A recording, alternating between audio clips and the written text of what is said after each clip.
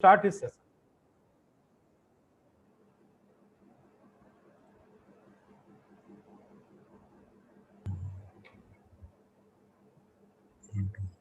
Be in that mode.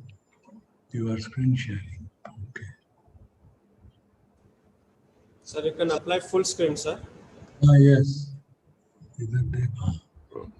Okay. Yes, sir. Thank you.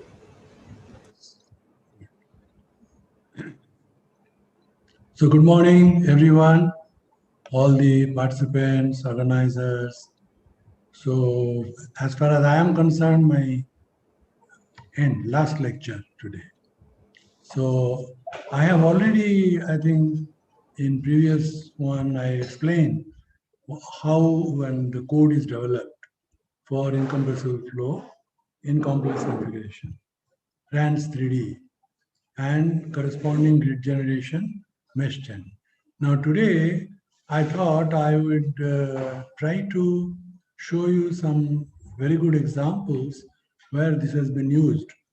By whom? By my students, by my PhD scholars, by myself. So plenty of places, and mostly sponsored by the research labs or industry, depending on situation. Okay, so let's go to the next one.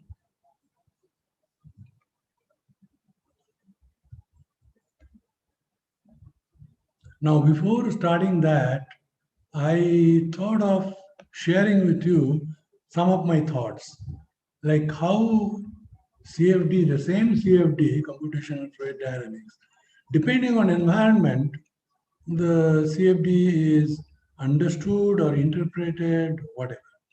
So accordingly, I have divided into three domains. One is CFD in industrial environment, then CFD in research environment, and CFD in education, students. So whatever, this is my feeling. I'm not quoting anybody. So I'm responsible for what I'm stating. Now, CFD provides, why the industrial environment like CFD? Because it provides quite fast and accurate answers to the direct kind of problem. Right? That means given the geometry, given the input-output conditions, you can find out the performance, but unable to solve the inverse design. Because if you are said that you design a pump with CFD, which will produce this much of discharge at this much of head, it's very difficult, because we have to think of some dimensions, start it. If you fail, then again change it. So some optimization technique may also be coupled. Then inverse design. By inverse design, I mean the performance is given, you have to find the dimensions. That is basically design, whether you call it direct or inverse. So that is possible today, at least companies like Boeing and all, they have coupled the optimization techniques suitably to their CFD codes. So this can be a possible approach. Now, most of the large system design depends on a cyclic process. What do? The conceptual design, following handbooks, empirical relationships, they find out, no CFD. After that, measurement on scaled down models, wind tunnel, towing tanks, there we do some experiment. And then validation can assess the accuracy of the CFD results. If there is a large discrepancy, the dimensions are modified and one turns to step 2. Again, you measure and see. Now, CFD reduces the cycle time. You don't have to do very costly measurement 7 times, 8 times, no. Because in CFD, you can change the design and get the performance directly. And you can do that several times, spending a couple of hours. So aerospace giant Boeing, I read recently a very exhaustive CFD article, not on the problem, but management of CFD. So Boeing has taken nearly 3 decades to finally break the invisible fence, you mind the word, glass fence, between designers and the CFD experts. Why?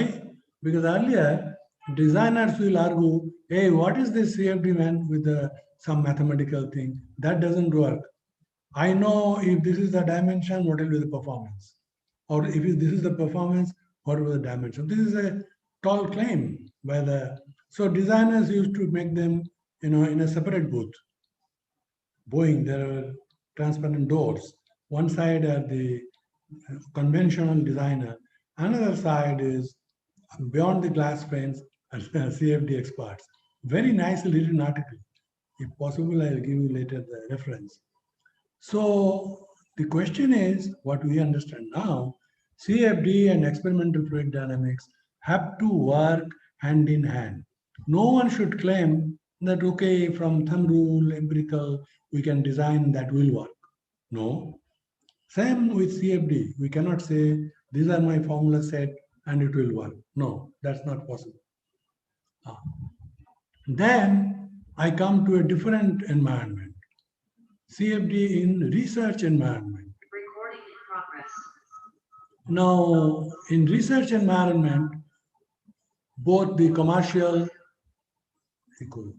and in-house developed research codes are to be judiciously used. You run a problem for design using Phoenix or using ANSYS, and then you also run that with RANS 3D, in-house developed. Are they matching? Are they close? So this needs a judicious decision, especially for research problems, especially for problems where you don't know exactly what the answer should be. Commercial code developers is very important for ANSYS. Hope they are listening. Need to take strong precautionary measures to protect their IPR. I think that they do. Their patent recognition, research thing, they have rules or laws which if you break, then they can put you to behind the bars. So this precautionary measure is very important, where otherwise every second day the commercial codes will change. So that does not happen. So companies are careful. And user manual, which they make, also need to be self-explanatory with complex demonstration problems. See, that is why I picked up my thoughts to write into 3 slides, because these are things that will not be written in books. They will also not be written in the code manual. So how much effort we have to give for a complex demonstration problem. So the commercial code developer should take measure for that to make a fantastic user manual. I think ANSYS can claim yes. Then researchers have the opportunity to measure the performance of the commercial code. That means to benchmark. You find one problem, say propeller. You solve it with Star CCM, solve it with ANSYS, solve it with NUMECA, and so on, and assess the reliability of the claims of the commercial codes.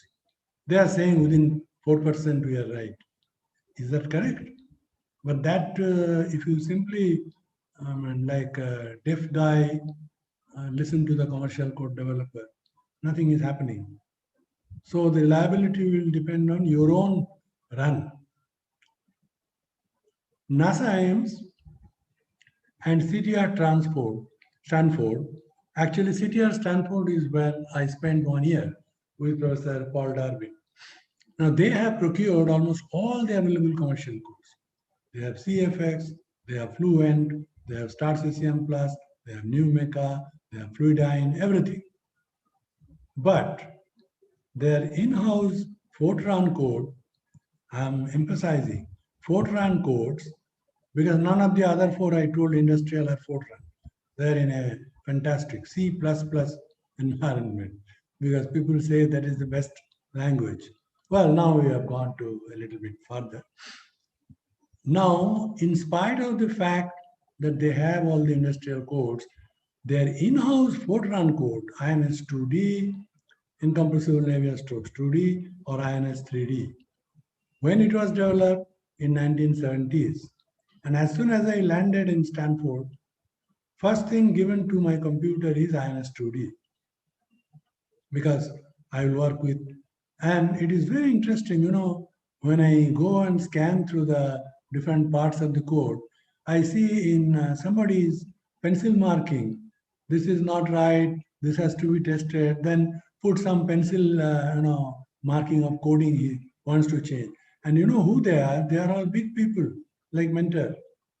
They are all big people. So this kind of INS2D or INS3D should always be there in your stock for cross-checking by experts.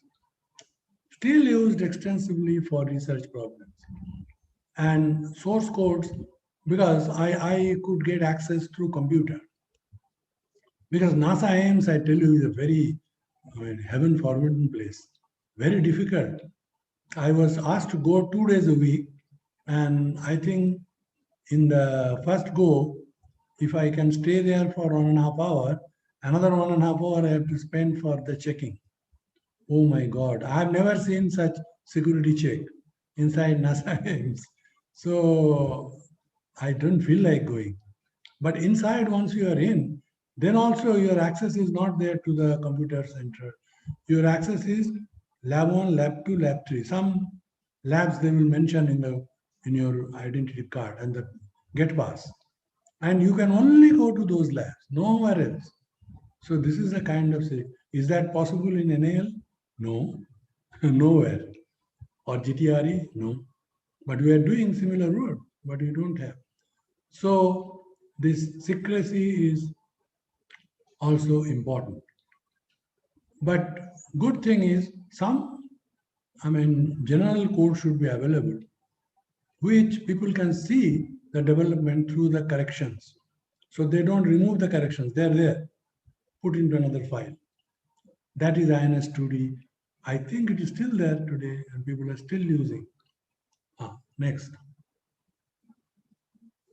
Yeah, this is very important for our education people. See, what I have experienced in education environment, the expertise in fundamentals is the first major skill. How good your basic trigonometry?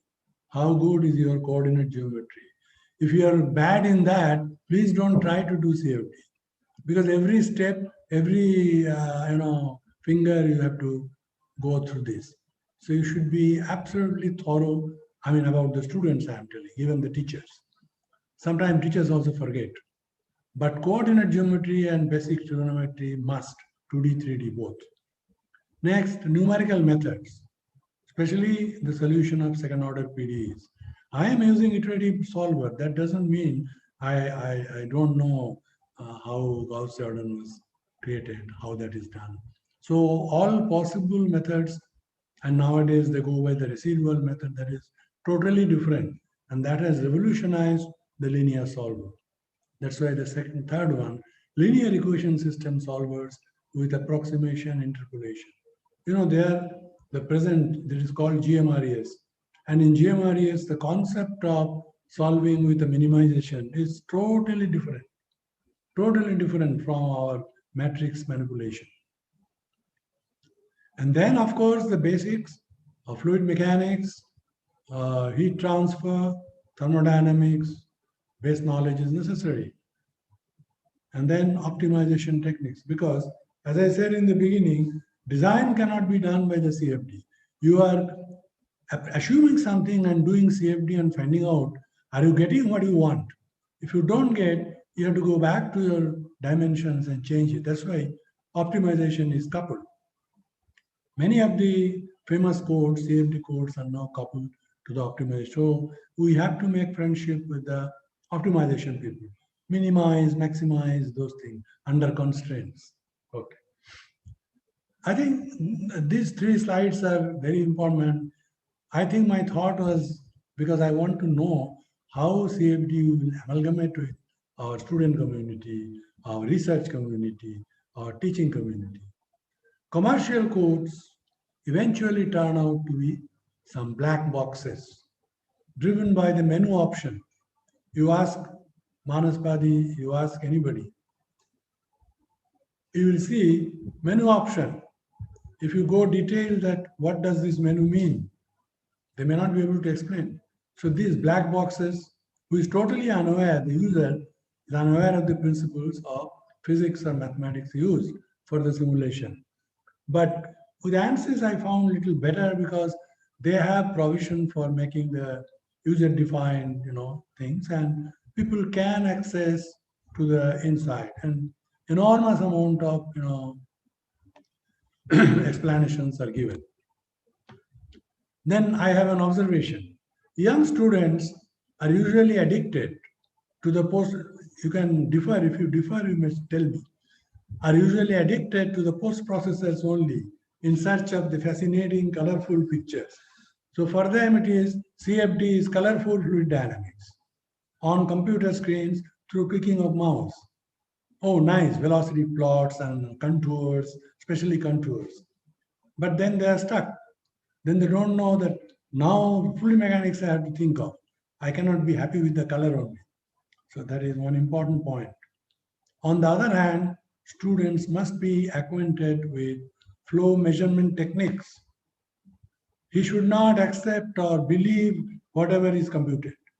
So the students particularly should have access to multi-hole pitted tubes. Single pitted tube many people know. But what is 3-hole? What is 5-hole probes? I underwent through this pain in my master's thesis. I have to measure, I have to compute. Compute by the machine, computer, and measure by, because that time hot wire anemometers were absent. Then hot wire anemometry with a nice nichrome wire. I don't know whether it is available here, but that is very important. Then another grade, laser Doppler anemometry. We had the opportunity to get one from German gift to some Alexander Humboldt scholar, Dr. Datta. So I had little bit of experience. Laser Doppler uses the Doppler shift created by, the water is, the fluid is mixed with some powder sort of thing. And on those particles, the two laser rays intersect on the particle, and the Doppler shift is measured in outside in the micrometer. And from that, you can find out the speed with which the particle is going. So that is one problem, that the fluid cannot be singly treated. You have to dose it with some small particles, of course, masslessness. Then particle image velocimetry, PIV. It's a fantastic method today because PIV can be used directly to get the pressure field. If there is a shock, everything will be on the screen. You can see that in the picture. So like that, there are many. Next is RANS 3D, which we developed for incompressible turbulent flow. This is all CFD. First, I have given a list of institutes who provided financial support for the development. It's very important. You cannot just make hundreds of computer runs unless somebody sponsors. So the problem was sponsored. We were asked to develop code by Deutsche Forschungsgemeinschaft. Deutsche means German, Forschungs means research, Gemeinschaft means organization. So mainly the German Research Foundation, they supported it. It was their idea that people should write a code, general purpose. Then, of course, the institute which was Institute for Hydromechanics, University of Karlsruhe. It is under civil engineering department, but hydromechanics means hydromechanics. So you can use air, you can use water, whatever. So this was a pretty big institute. Professor Rodi was professor there, and I was paid almost like a professor. Monetarily same, but the designation was, research officer or something like that. So in hydromechanics, there were a lot of labs, wind tunnel, huge wind tunnel was there. They have water tunnel. So if we want, we can test anything. Next institute is Naval Science and Technological Laboratory. It's in Visakhapatnam. I think I spent almost more than 15 years out of my 20 years of NIA with these people. So I used to eat there, sleep there, stay there. This H.N. Das, when he first came here as a civil engineer, he didn't know what is CFD. So it is I who took all the initiative to teach him slowly. Not only him, there are a group of 5 or 6 people.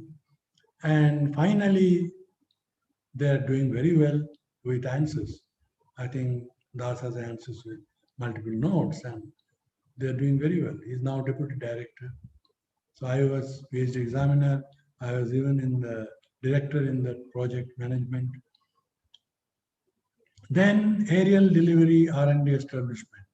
This is also DRDO. This is in Agra, where Taj Mahal is there. So there, what they do, they make balloons kind of thing, airship. You must have seen Fuji and all company. They float those balloons in the sky for advertisement. But DRDO does not make for advertisement. What they do, they put camera inside and lift it up. Because of the gas inside is helium or hydrogen, so it goes up, up, up. It is tied with some string on the ground with something. Now, what is the purpose? Inside there is a camera, and if you mount it up in the border of Pakistan and India, it can see what is going on in the Pakistan side. So it will take immediately pictures and that delivered to the DRDO office and Ministry of Defense. Good. So this is for doing that. Now, in case they are caught, they will fire for anti-aircraft gun.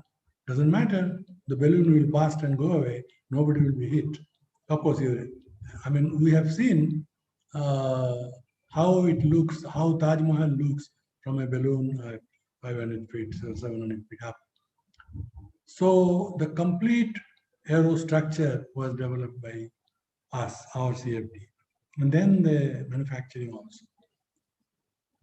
But it is not a metallic thing. It is a balloon kind of material, thermoplastic. Then Naval Research Board. I am still a panel member of Naval Research Board, along with Professor Jayavant Arkiri from Indian Institute of Science. And this is, of course, they have spent, part of the money I have spent in NAL and later is all provided by Naval Research Board. So they do fund projects all over. Even if we can find one good project, we can get some money for computation, for experiments. So all the IITs are connected. Next is Aeronautical R&D Board, AR&DB. This is also like NRB, only aeronautical purpose, not for naval. And then my parent organization, National Aerospace Laboratories. Particularly, I will mention late Professor Ruddam Narasimha, who was all the inspiration for me. Now, my work was all distributed along this. So I'll first tell you how to connect with the structure of the code. When we want CFD computations, we have two codes basically. One is MeshGen, which we are using for generation of suitable grid in the flow domain. So grid generation is done by MeshGen. I think here, after reaching this place, me and Mr. Sujit, we have spent quite some time, and finally we could run MeshGen. But RANS 3D, because the problem is which platform we will run. I would prefer a Linux platform because the basic reason is no virus.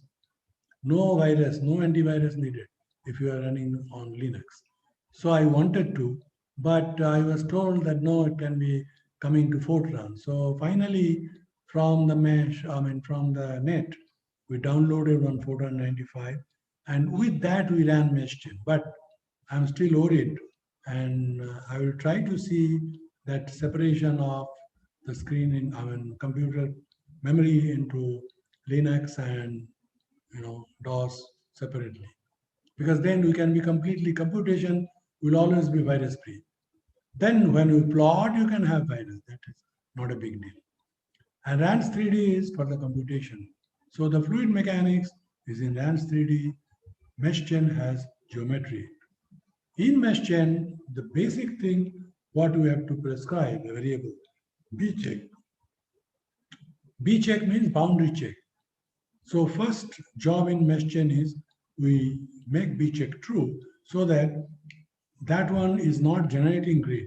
That one is only checking what you have read for your boundary specified for the grid generation, boundary of the space, whether they are correct. Or there is a mistake in the mathematical formulation. And this is not solving, just seeing the boundary values. Okay.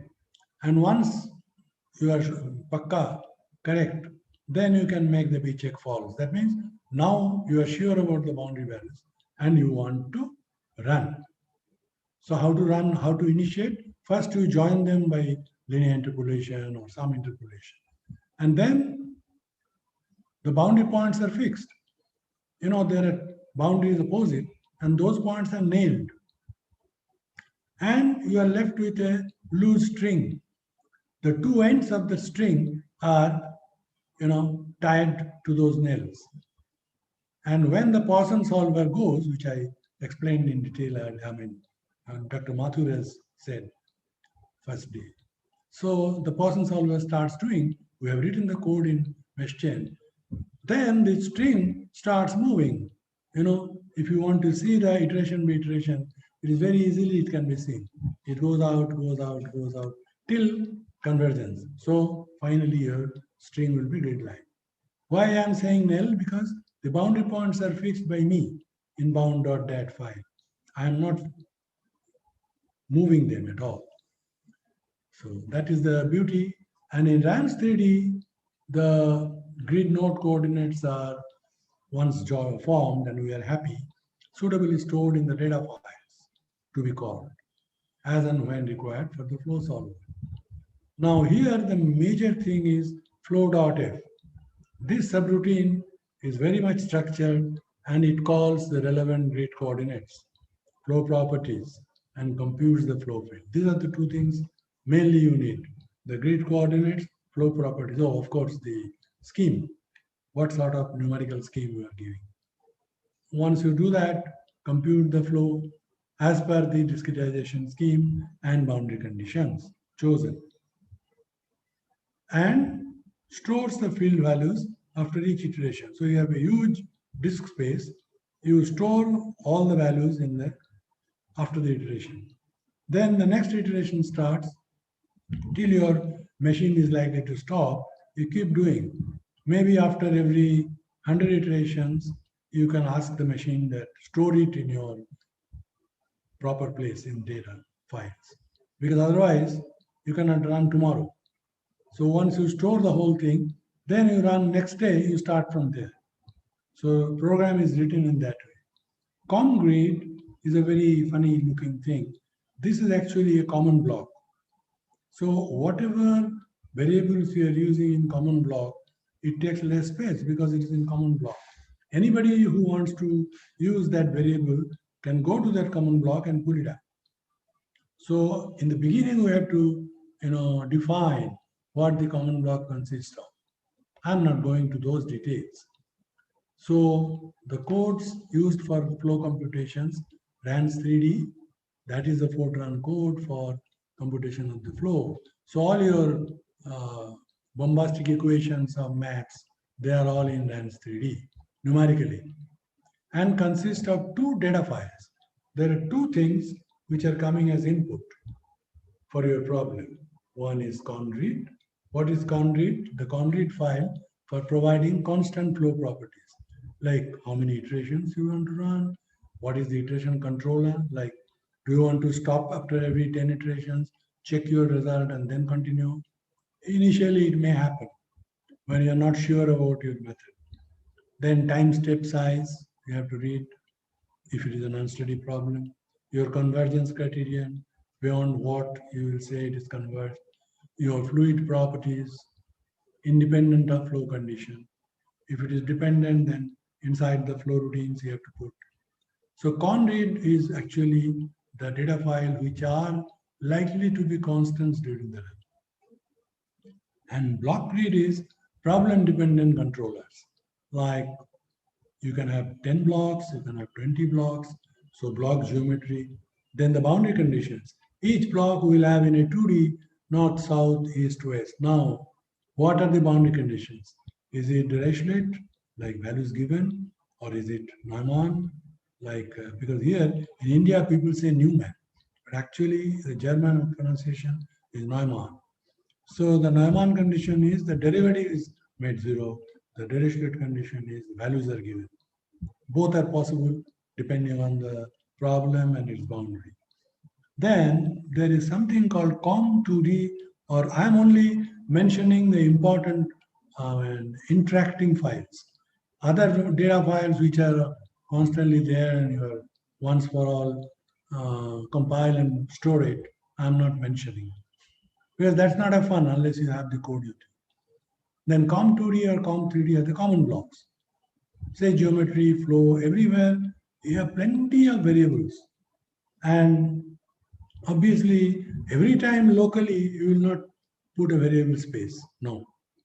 If you put it in the common block, whenever needed, the memory goes and fetches it from the common block. Right? So that is very important. Like the cell size, the cell center coordinates. Well, you need every time, no? Every iteration, every time you cross the cell, you need them. So put them in a common block. So common block is huge. I'm not showing. Yeah. Now I will straight away go to a problem. The first problem I want to show is laminar flow in a lid-driven square cavity. This is a very, very standard, problem of test specified by mathematicians, physicists, geologists, chemists, everybody. Because in this problem, what happens? There is a square cavity, a square space. The top lead is moved with the velocity. So what will happen? Once you move the lead, inside the fluid, inside the cavity, the fluid, one side is being pushed. So that velocity will be same as that for no slip. And then full slip. Then that will induce some vertical circulation inside the channel, inside the cavity. So it's a very well-defined, nice problem. So mathematicians love it, physicists love it, engineers love it. And laminar flow is the first thing, because we don't want to go into the uncertainties of turbulence. Let's see the problem. Oh, sorry, that sketch is missing. You can see this. It is also giving. So this is the cavity. And on the top lead there, that is being moved with the velocity u. Okay. And if the dimension is L, you can say UL by nu is a kind of Reynolds number, which is deciding the lead velocity. Now, once we push the lead from left to right, obviously the fluid inside this, there's a cavity that will be set into motion. So we did that. So all my boundary velocities are 0. On the top wall, the velocity is 1. Good. And put some viscosity so that you get the wanted Reynolds number. Maybe 10, maybe 100, maybe 1,000, maybe 10,000. Because up to 6,000, 7,000, the flow doesn't go to turbulent. Okay. But we are interested now in laminar. So what are you doing? You are solving for the U momentum equation, then for the V momentum equation, then for the continuity equation. That's it. Then you again go to, and after continuity equation, you get the pressure correction. So correct the pressure field everywhere, not only on boundary, everywhere. So then you are likely to be a little better than before. Then again you run an iteration, do the same thing. What are the steps? Solve continuity, solve V momentum, solve V momentum, check the field, and go back to U momentum again, right? So continuity is always solved after U momentum. I think you might recall I explained that in the theory part, that what is it? Like when you have an error in continuity, what we actually like is we want to, go to that. Where is that? Not the file. Oh, it has gone to online. No. Yes. So now look at the first three figures. You know what is happening? I am plotting the residue of the process, the iteration process. And on the horizontal, I put the iteration number. Now, in spite of the fact the mathematicians get angry, we have no other goal. Why? Because this is not a monotonic convergence. You can see the residues are coming down and going up, coming down and then, so like a wave, it is going for everything, for U momentum, for V momentum, for continuity. These are the three equations we are solving. And what are the three variable dependent variables? U, V, and P, pressure. So three equations, three unknowns, no issue. But we have to accept this dancing oscillation in the convergence. No other go. But the overall residue is decreasing, both for U momentum and V momentum, and pressure correction, continuity also. So when we come to the level, say 10 to the power of minus 5 or 6, we just stop.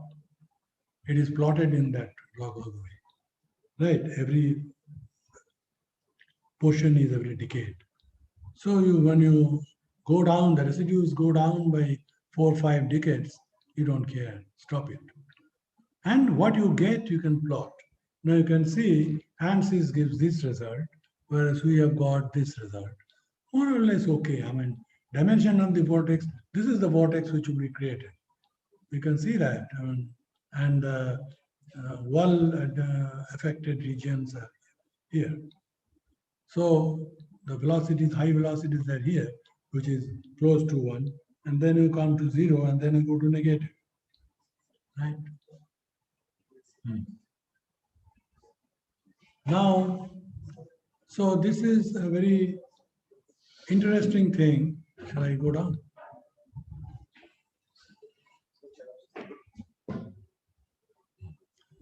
Now, these are the details inside the cavity. You can see the grid on the left side. Both the things are grid. But what's the difference? The top one is 11 by 11 grid. So I have 11 cells here, 11, 121. And the bottom one is 301 by 301. So I have 9 into 10 to the power 4, 90,000 grid points. Yeah, but computers can do that sometime, that's all. Here you are using 100 grid cells, and here you have 90,000 grid cells, right? But see, it matters. You see the result, the streamlines. I have simply found out the stream function that U and V, and then from there I have plotted the streamline. This is using TechPlot.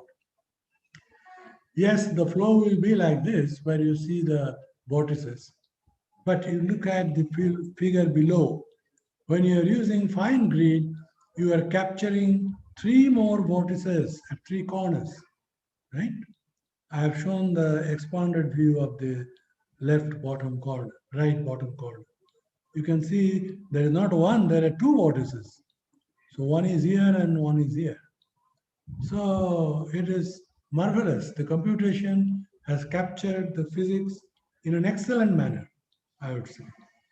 And you can see also the pressure distribution and other things. I'm not showing that. But these are the interesting aspects. And one MTech student, of course, he did further. He found the pressure field and vorticity, everything. But I'm just showing the merit of RANS 3D. Okay, so corner vortex captured by the fine grid. This portion is magnified here. Yeah, but in 10 by 10, you don't get anything. The next problem is very, very interesting problem. That is blood body in a channel. You know, this was supported by Naval Research Board, and it was given by none other than Professor Jayavant Arakeri, who is a fluid mechanics teacher at Indian Institute of Science. Till now, I think one more year he has. He's a Caltech PhD, and I think he does marvelous experiment in fluid mechanics and heat transfer. Right. I mean, if you see his work, you will be surprised what came. So it was his proposal. Here is a tunnel, it's a transparent perspex made tunnel where you have a piston arrangement here.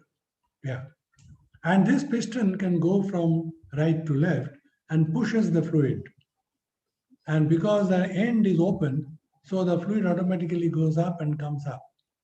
And the upward thing is the water tunnel. So you are creating the flow by means of a reciprocating system. So the flow is basically unsteady. You can see the velocity picture. With time, it first accelerates and then stays at a certain value and then quickly decelerates. So this one jumps back. Now, what he wanted us to do, they put a nice piece of black body resembling a Shivalinga.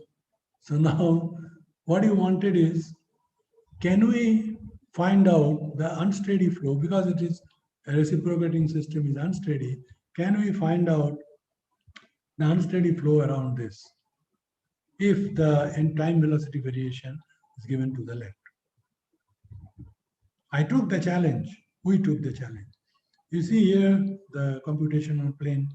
I have taken 9C left side and 8C right side, and this is the whole thing is no slip wall. Top also is a no slip wall, right?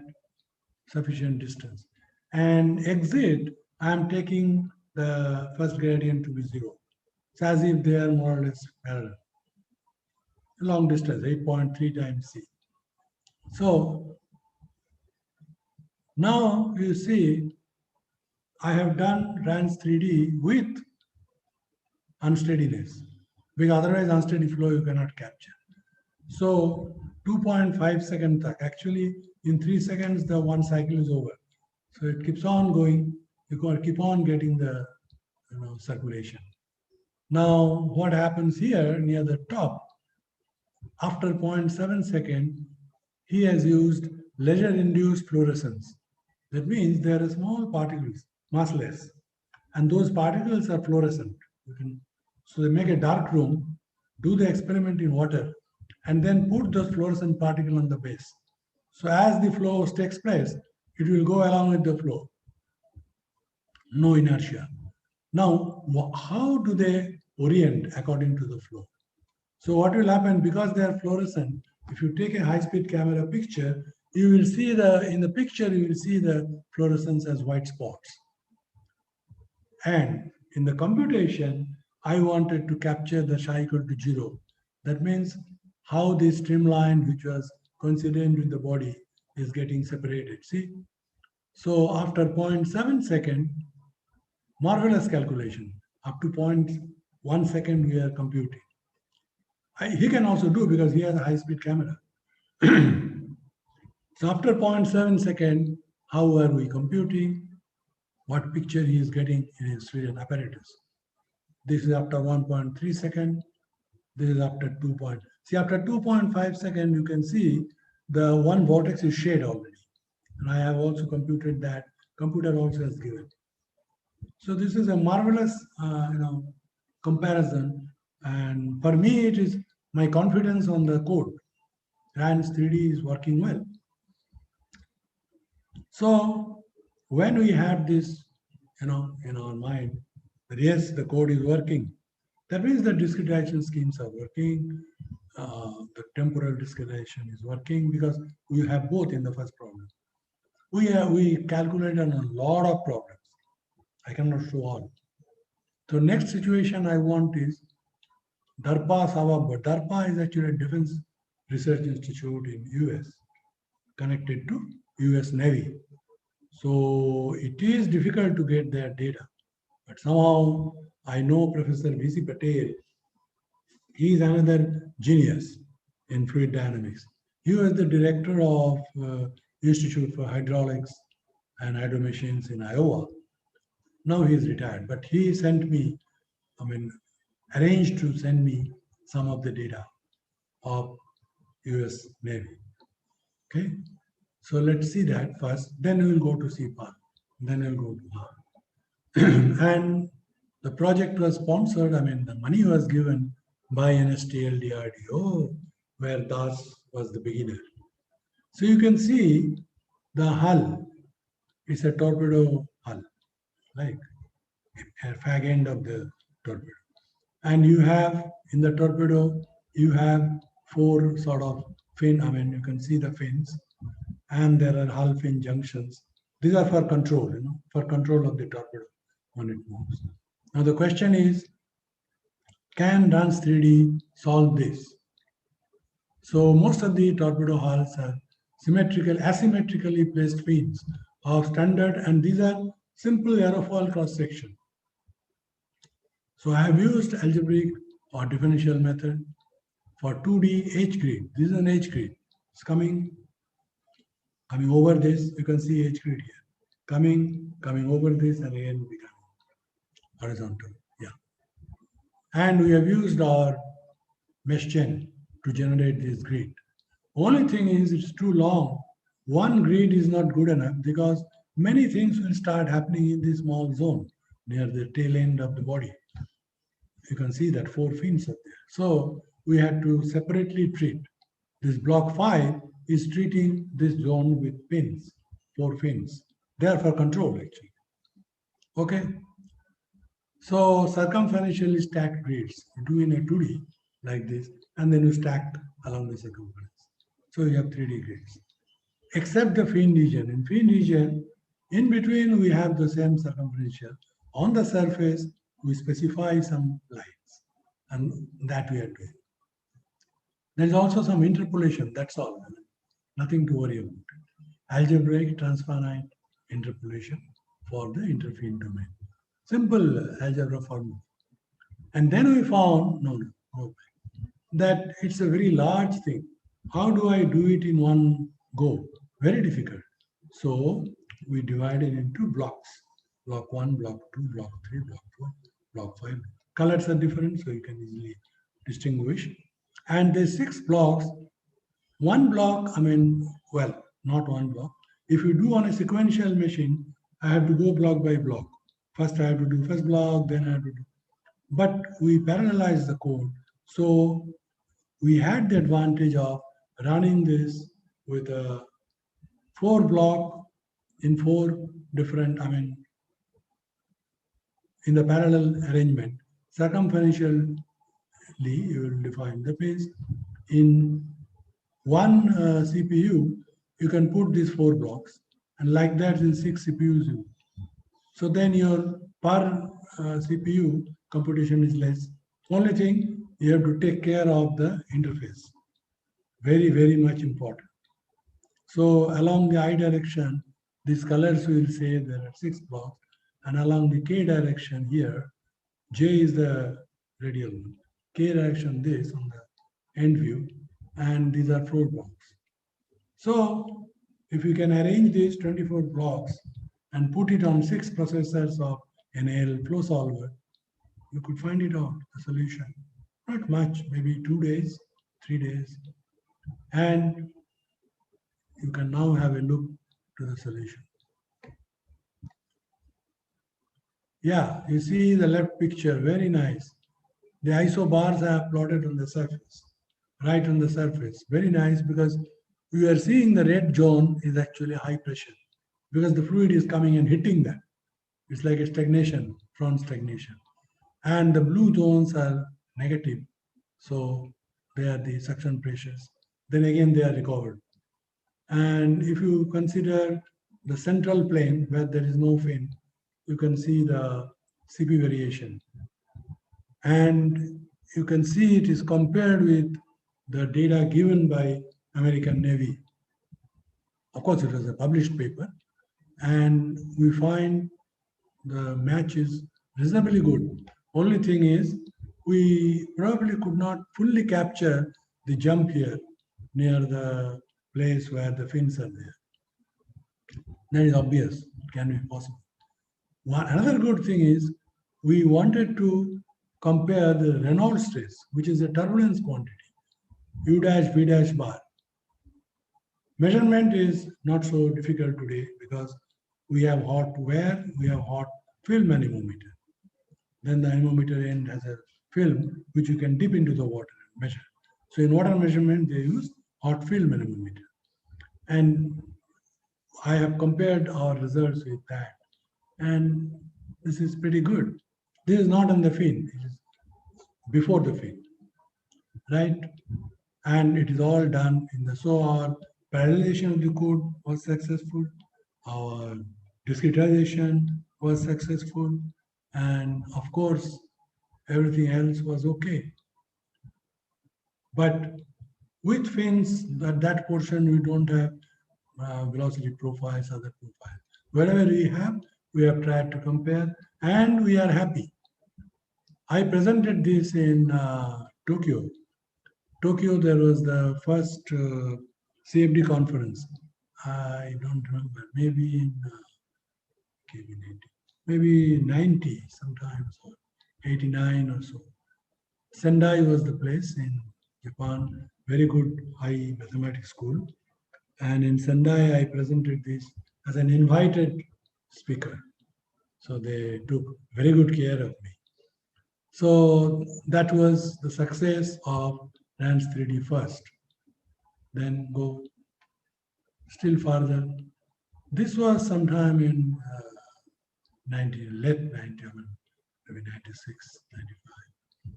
This was, no, even later, I think it is 2001. Bow-mounted sonar dome. I think I explained sometime that this is a ship. And when this was given to us, the ship was not cleared by Ministry of Naval Port. So, but they agreed to give us the data for testing. And there is no name. Usually in Navy, they will release the name only after it is floated in water. Before that, there will be a number, P-15A. So that was the name of the ship, P-15A. And it's a warship, all of arrangement. Our interest was this dome, sonar dome, which is an extra body, which is fused with the dome near the bow end. So the ship is moving in the water from left to right. So this is the bow end facing the water, right? Water is pulling from right to left, as far as my hands are concerned. So the sonar dome, why it was there? Because it wanted to protect the circuitry there, which are used for communication. If this has to communicate with submarine or another ship, see, in water, you can only communicate through sound wave, not like air. I mean, you cannot use electric things. So our only request to Navy was, you should give us a cross section at every, as close as possible to define this dome section. And that's why I said CAD definition was provided by NSTL. And the flow field is computed for 3 speeds, 7 knots, 15 knots, 30 knots, all the 3. So we wanted to show you the velocity. This is the grid. So you can see every cross section was beautifully defined in their CAD file. Actually, I had to learn a little bit of CAD because read those data in a particular format. I forgot, some name is there for CAD format. So in that format, you get the data and then you pass, some polynomials there. And then that will be the sharp strip fill on the first cell. And outside we go down to 10D or 15D away. D means the hydraulic diameter. And this is how the grid will look. This is simply using MeshGen or elliptic polygon. But this is a 3D problem and our MeshGen is 2D. So every plane, first of all, I have to consider how many planes I'll go up to end from the upstream. And upstream, we have to go quite a long distance. But only thing is, after the edge, there is no issue. You can have simple Cartesian things. But from here to here, I have to have curvilinear grid to match on one side the circular line, on the other side the ship boundary. Okay, the near wall grid spacing was 10 to the minus 7 L, obviously, because L is very high. Mainly to see that the Y plus near the wall should lie between 30 and 50. But as Balakrishnan claimed yesterday, it should be less than 1. That is not possible. I cannot compute that. This is our interest of the CFD people for experiment. Because when I want to compare and then claim my CFD code is good, then I should know what is the claim of the experimenter. Is that good? Otherwise, I want to be a good fellow by comparing to a bad fellow. That is not possible. So this is the tank in NSTL. If opportunity arises, I will take all of you to see this at Vizag. High-speed towing tank. So in ship, as I already told yesterday, day before, that the ship is not like winter. It will be towed, body will be towed, and the surrounding water is still. You can even create wave. On the two sides, there is a wave generator. You can, like a blow, like a hawa, and then the waves will be generated. But we didn't care about wave. And then as it goes, on the dome, this is the dome portion, which they did, connected the strain gauges and all for measurement. And this is moving. And along with that, the measurement unit also, this crane, overhead crane is moving, right? And the drag force was measured by R47 dynamometer, okay? How many tones? And dome is separated by a flexible nylon string because otherwise the load on the ship will also come there. So in order to separate that, they separated it with a flexible nylon string so that water does not enter, come out, but things are safe. But if you attach the dynamometers here, you will get only the forces coming on that, not on the ship. And here what you see is our computation, the line, and see the measurement of high-speed towing tank at NSTL. So it is not just a coincidence, it is the goodness of the code, behavior of the code, and the good experiments. And here I wanted to show some, for interest, that you look here near this, the pressure zone is created. So the pressure here, like right near the base of the dome, it is reduced, it is low, the bluish part, minus. And here it is hitting the fluid, so it is higher, right? Because we are now considering, according to the fact that up to this is water, there is no air. Okay, that is an assumption. We have done for 7 knots to 30 knots, 4 speeds, I think I did. Knots is very slow, nautical mile per hour, that is knot. And 1 nautical mile is the distance which is created on the Earth's surface by an arc which makes 1 minute at the center. At the center, you have 360 degree. If you make 1 minute arc, a line separated by 1 minute, when it crosses the Earth's surface, the R theta, that R theta is called 1 nautical mile. And ship people, ocean people, they all depend on this. So this shows, again, proves the merit of RANS 3D code. This is of course, very, very well-known problem. I don't think it has been solved as yet fully. But I choose this because of this girl, Rajini. Actually, she did her PhD with me and Kandasamy. Kandasamy is a professor of maths, but completely silent. I have never seen him working, never met me to find out what is going on. Many of the maths people I have seen like that, but I still respect the maths guys. I have also seen excellent math guys who are dying for doing experiments. I think I have told you, shared with you earlier. So anyway, because he was the professor, his name has to be given. So all our papers have this innate person's name, Kandasamy. But Rajini worked very hard. I think now it is 2010. 10, 11. Yeah, 11 she got her PhD. So now she is a scientist doing CFD again. Now cylinder is a challenging problem, fluid mechanics. Unsteady 3D flow. If you see, I can share her thesis. You will see what a lot of computation she has done up to large eddy simulation. So this one actually we started with a small 2D cylinder using K-epsilon model and laminar, and finally we went up to large eddy simulation for the cylinder. And here we had opportunity to test the parallelization capability. You can see with one processor, if you do with a cylinder like this, with 408 by 145 by 32 this way, and 408 by 145. So approximately 2 million volts. And that was covered by 12 blocks, you can see. So RANS 3D has block provision. So each block we are doing going to the next block, going to the next block, complete 12.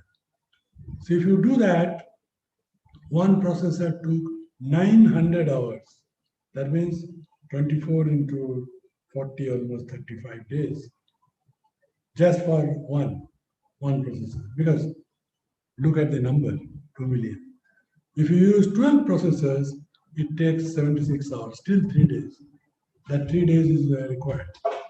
And speed up is 12. So what you should notice that the number of processors is 12, the speed up is not 12, because when you use multiple processors, the two adjacent cells have to talk. That takes some more time. That's why this 12 is attained as 11.84. You don't get it. This is some very, very mathematics-oriented results for different time steps. This is the T, capital T is the time period. So in one fluctuating cycle, how is the flow happening? I mean, what is the streamlines? So you can see the streamlines here.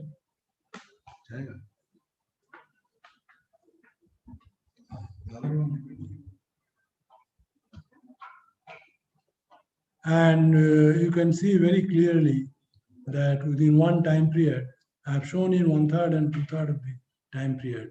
The good thing to see here, important thing is, it is an unsteady calculation. If it is not an unsteady calculation, you will not get this vortex shading, right?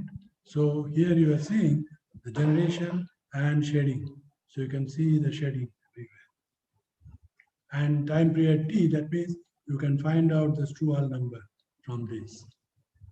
Then I think, yeah, this is what you see from the top. There's the cylinder.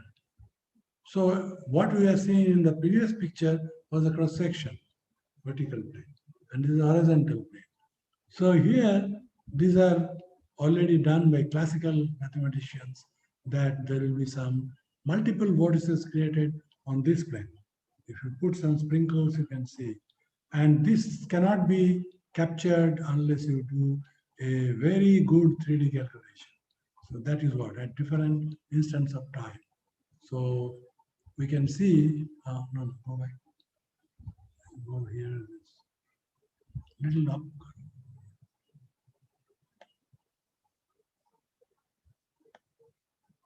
So these rows of streamwise vortices formed at the regular short wavelength. You can see those, see? And this is called the B instability. The B instability was seen by the mathematicians, not by us. But engineers could find out, yes, sir, the B instability happens.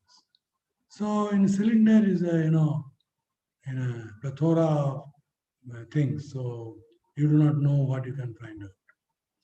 But very, very accurate, good, and time-consuming computation. I think we published this in Applied Mathematical Modeling, England paper, yes, 2009.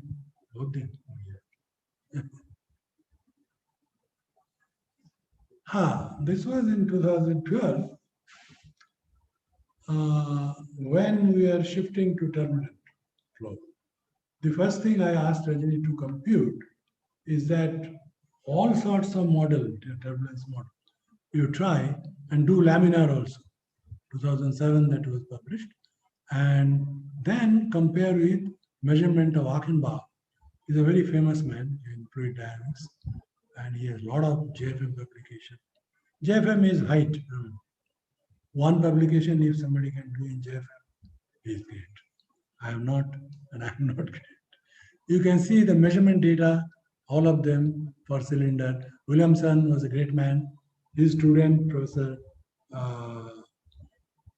is the head now of ISC mechanical, Williamson student. Then Kantholal courses, they are from very well known Caltech. This is a very famous paper in the history of Journal of Fluid Mechanics. Norberg, Roscoe, both are JFM famous. Those measurements when we plot, what we find, that's why it was accepted for publication in Applied Fluid Dynamics Journal. It's very good, 2012. That, these drag coefficients, if you plot, and Strouhal number, if you plot, it is found up to certain laminar zone, it is okay. But then it starts deviating. Our own laminar is not following the Achenbach measurement. And especially near 10 to the power 5, there is a big drop. It's called the drag crisis. And this drag crisis, we could not, some group is there, but never compared to what it should have been. So we raised our hand. Sir, we can't do. Even Strouhal number is not coming. So if you go down, something is written here. Oh, okay.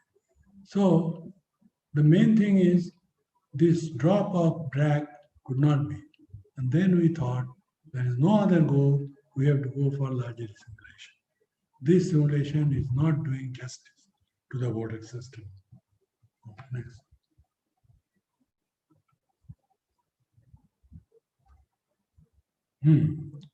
I think I did not want to mix up with turbulent flow, LES, because that needs a lot of explanation for the larger simulation code. But conceptually, it should be known. Everybody, participants should appreciate what is large eddy. That is, now I'm going to delta wing. Now let's see. I think most of you have seen Tejas, LCA Tejas with a delta wing configuration. So left side I have shown Tejas photograph, and right side it is Avro Vulcan bomber with delta wing. Now why delta wing? Similarity in the shape to the Greek letter delta. This, a triangular planform. And it is capable of generating increased nonlinear lift due to vortex-dominated flows. So here, people are arguing that aerofoil section is there for every part if you cross. But that is not important. The vortex-dominated flow, that enhances the lift. That's why for fighter aircraft they use it. Quickly you have to pick up the lift. That will not happen with a passenger aircraft. Large angle of rearward sweep, this one, does not allow sharp leading edge of the wing to be in contact with the bow shock formed at the nose at supersonic speed. It can easily go to supersonic. The bow shock is not formed because of the nose shape.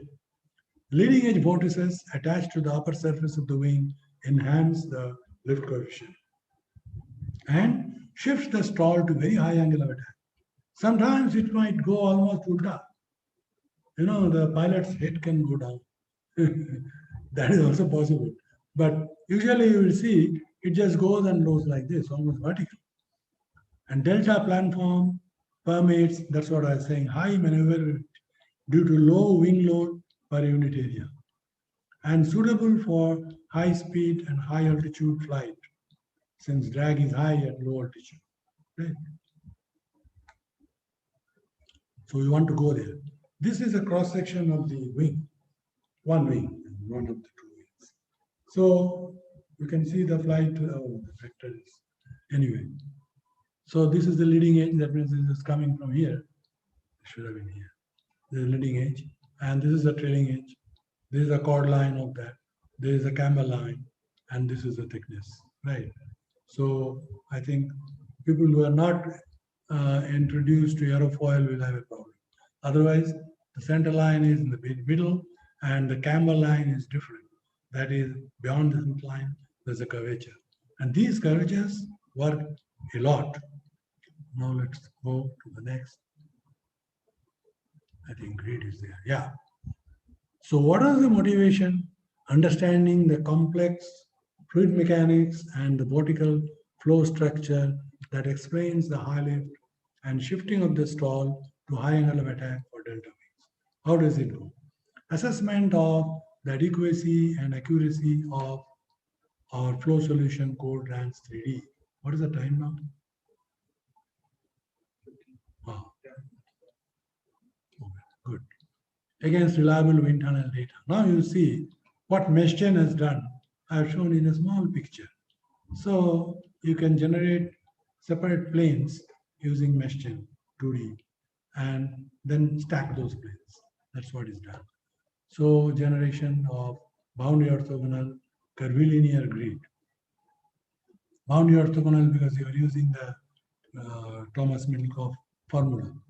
And simulation of 3D turbulent flow past a trapezoidal. See, this is a trapezoidal form. That means it goes like a trapezoid. And the cross section of the wing is biconvex. That means if you cut it, it is just two, convex circular arc. I'll show you in the next picture. And Reynolds number based on chord is 6.16 million. So go to the next picture. This is the drawing. So you can see the aircraft, and this is the wing. If you see the elevation, this is the wing. That means if you rotate it, you will see this. Thickness is this.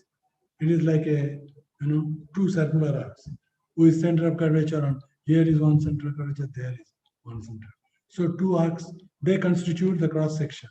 And like that, you stack and reduce the size. So you get height-wise what will happen. Now we define wing root to 60 millimeter chord. It goes to 5 millimeter near the wing tip, right?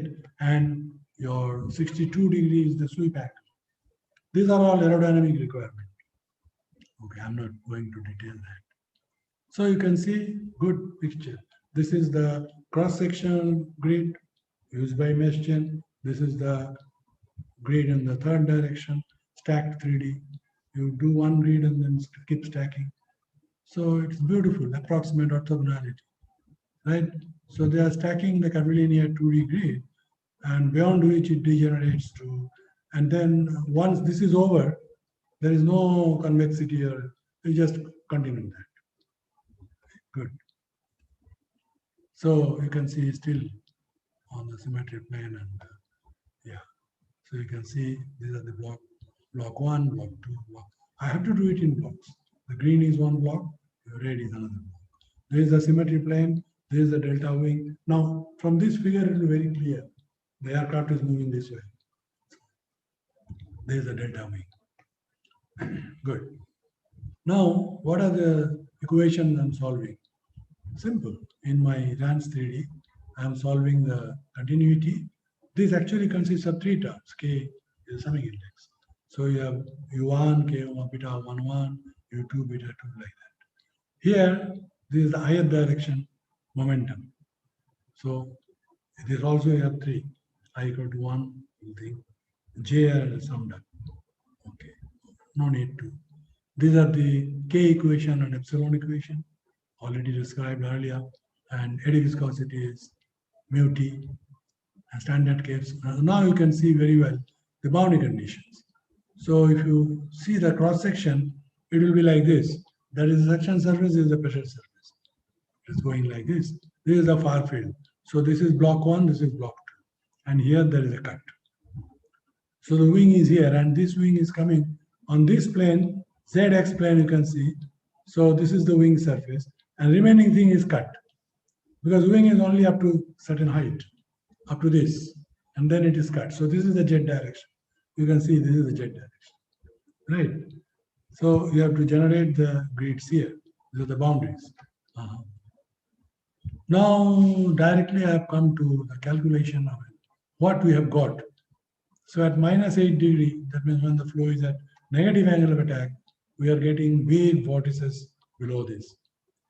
As you change from -4 to 0, at 0 it is simply, I'm showing the cross section. So this is the wing part. And they are not separating. But at 4 degree, they again separate near the trailing edge. And you can see the small vortex.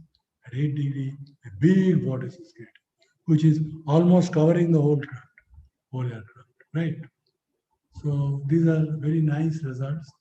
This is the process, the iteration, how it goes. Up to 400 I have shown, but you can see same nature. It is coming down, but in a oscillatory convergence. I have shown with different color the continuity equation, U momentum, V momentum, W momentum, K equation, etc. So 20 years back, people could not think of computing this flow and getting it. But seeing is believing. Now you can see. And enormous amount of time is required. Static pressure contours. On every plane like this is a aerofoil. No? If you cut this, along this aerofoil. And for every aerofoil section, I have shown how the pressure distribution. And you can see from root, x by c root. So x by c root is 0 here. This is the root. Up to tip it goes. And you can see at different x by c. So see as you go to this value and then to this is the z alpha, different alpha. It is coming at 10 degree. This I think at 20. This is 30. This is 40. Actually, after 40, the thing is not very useful. Drag is too high. So these are on the wing section. I just wanted to see the surface static pressure contours. They measure in a very nice way. You can sprinkle some dust and put turpentine and then allow it the wind tunnel. So they will orient themselves in this way. So nowadays pressure paint is available. Paint it, run, the paint will orient. So you can see this is our computation. There is a wind tunnel measurement. I have not taken from defense. It is from a US university. So it is a PhD thesis, their measurement. And this is our computation. So you can see at two different angles. This is interesting. These are the particle traces. If you take the wing and leave a particle, that means the streamlines, you can say. Of course, in 3D, it is difficult to conceive. But you will see as you, and in 0 degree, they more or less follow the flow. At 10 degree, they just, so when they are close together means some separation is taking place. Similarly here, okay, at 20 degree, the crowding of the skin friction line indicates flow separation. That means there is a flow separation in the cross plane. I'm not showing the cross plane because it will be too much. Rather, I thought these are all my students' work, those who have done their MTech or BTech, some are BTech, some are MTech.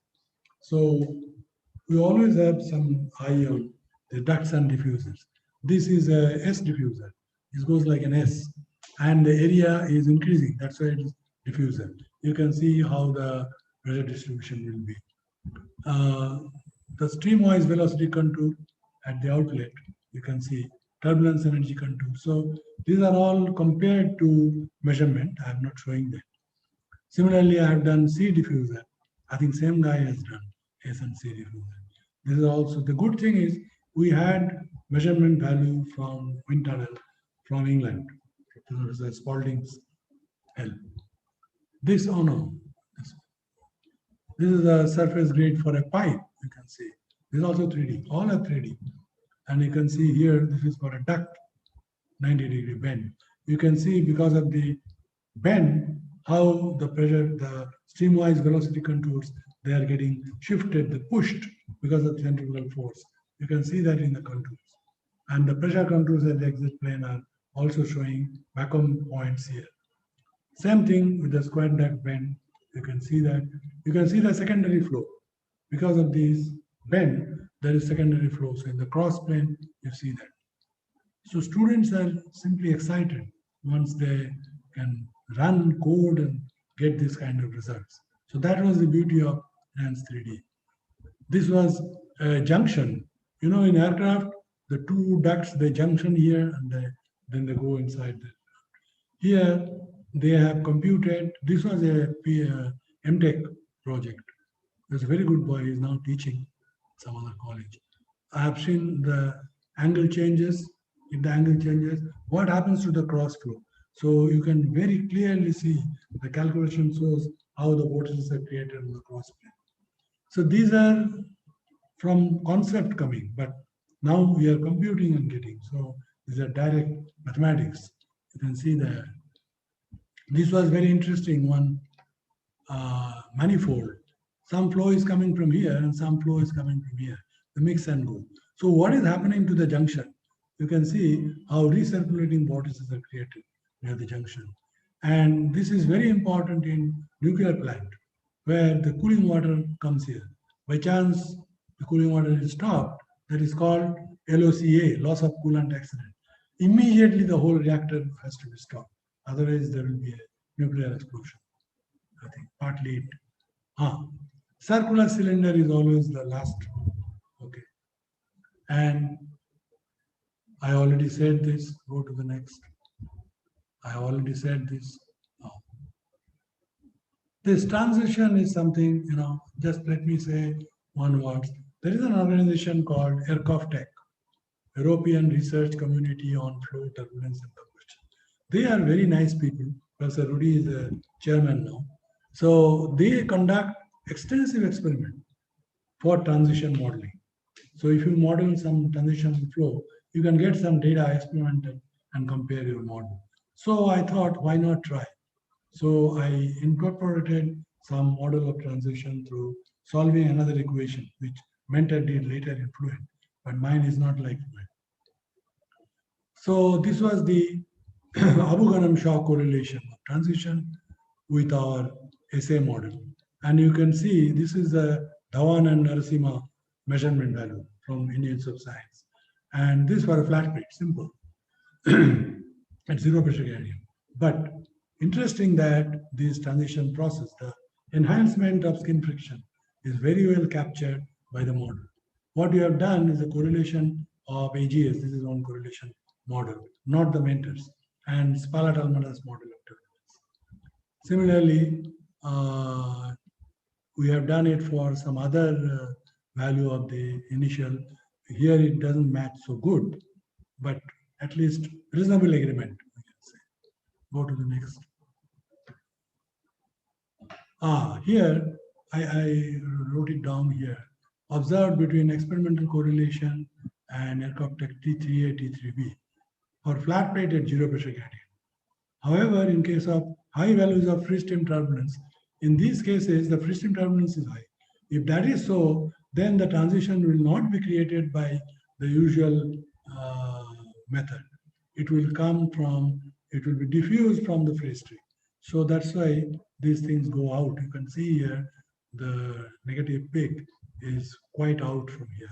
So our computation had that defect because that model is not probably computing the physics. That's it, I think. So now I'll conclude and stop boring you. I think you are happy to see some interesting results, some output from RANS 3D. So as soon as we can build up RANS 3D here, we can start doing it. The RANS 3D code capable of running in both URANS mode and LES mode are validated for various complex stress flow situations. And accuracy and adequacy of so many things. We have done multi-grid, we have done multi-block, we have done parallelization, and confirmed in laminar cases. Because turbulence modeling uncertainty has come later. And most of the eddy viscosity turbulence models reasonably capture the mean flow. But if massive separation is there, it is open to question still today. Reynolds averaging too much of separation, whereas URANS, that's why you have to go to LES. And LES has shown superior performance. I did not want to involve you in LES, so I did not show that. We have done. And now this intermittency transition, where I am putting some effort, and provided I continue here, then I will do some work with the teachers and students here. So that's all. I think I would say a lot of things have been told about the success of the dance 3D code, and I put a stop for any small question, one or two.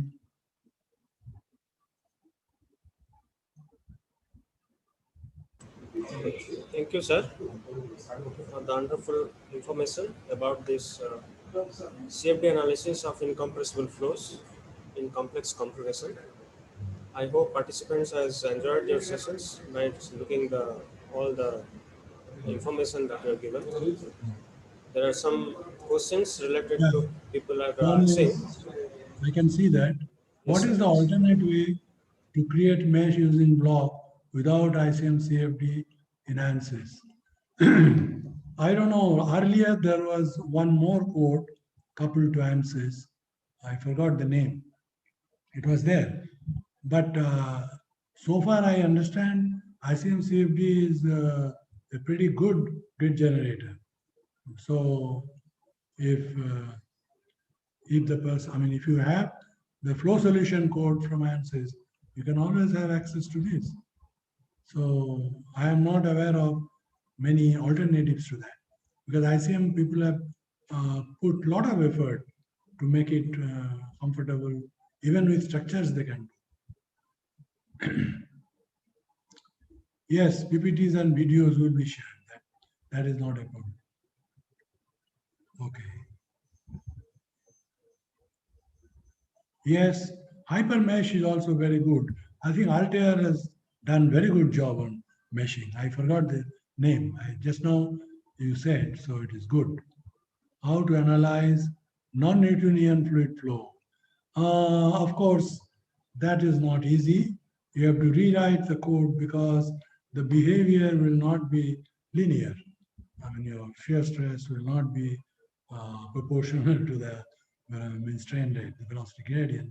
So you have to have entirely different calculation and code for that.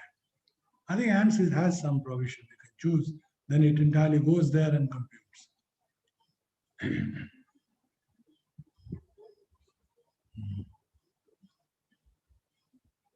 Good. Any other questions? Dear participants, you can ask.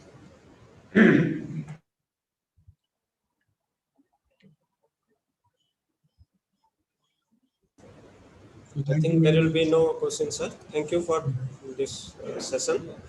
Thank you very much for joining this. For the nice presentations in the Yes, sir. afternoon. So we will have one daily review. Please switch on your videos. All the participants, we will take. Oh, हमारा तो है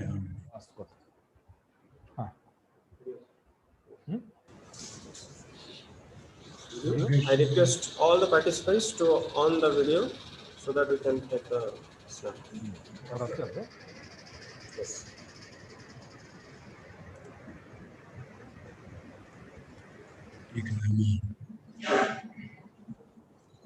Oh, thank you very much, sir. Very knowledgeable presentation. इतना छोटा काम कुछ समझ नहीं आता है. Well, you can see that, but for Pune you have to do very hard work. एक iteration चलाना ही कितना.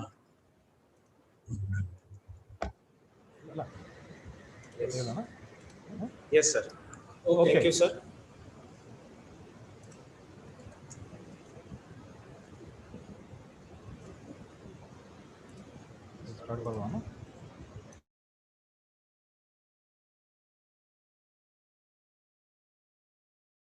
Friends, within 5 to 7 minutes, we are going to start the next session because simulation is there. So we'll start. Professor Sujit Misra, who is already in touch with all of you, is going to present. So within 5 to 7 minutes, we are going to start. Just wait.